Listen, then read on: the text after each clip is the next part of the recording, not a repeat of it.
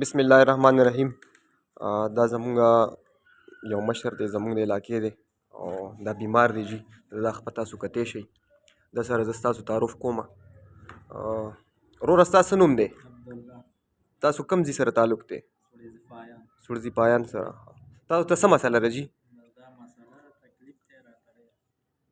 تاسو د دې د وجې کار مار کوی شئ؟ د څومره وخت نه جی؟ 18 کاله شو ستاسو دا بیماري ده جی او دا ټیک کیږي نه؟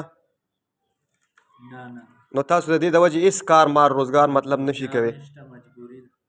ښه جي ښه. نو تاسو ته مطلب د قوم ته د زمونږ د سیمې د ښو خلکو ته تاسو څه دغه ورکوئ چې مطلب تاسو سره څه قسمه امداد وکړی شي؟